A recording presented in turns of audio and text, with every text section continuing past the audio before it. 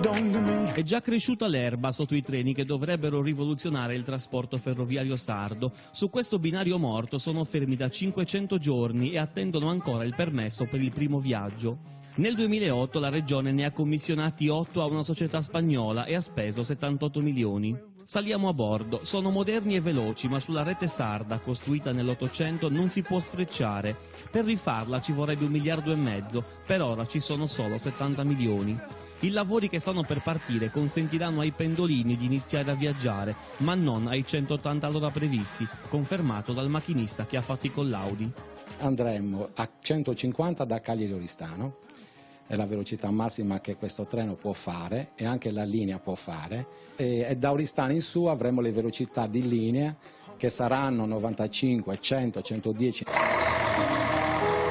Quando questi treni sono stati ordinati, è stato ipotizzato questo intervento, erano stati anche previsti 130 milioni di euro per attrezzare la rete. Ovviamente nel mentre i treni venivano costruiti bisognava contestualmente lavorare sulla rete. Quando noi siamo arrivati ci siamo trovati ad avere i treni quasi in consegna e la rete neanche toccata. È in partenza dal binario 7. Da Cagliari a Sassari un regionale arriva ora in 3 ore e mezza, 30 minuti in più di un Frecciarossa che va da Roma a Milano. E i pendolini comprati dalla regione? Si andrà da Cagliari a Sassari in circa un quarto d'ora, 16 minuti in meno di quanto ci si va adesso, e soprattutto si viaggia in condizioni molto più confortevoli.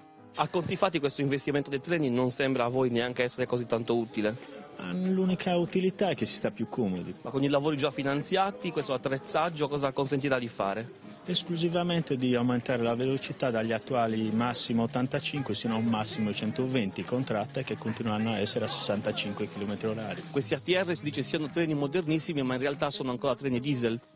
Sono sempre treni diesel, la rete ferroviaria sarda è fatta solo di treni diesel.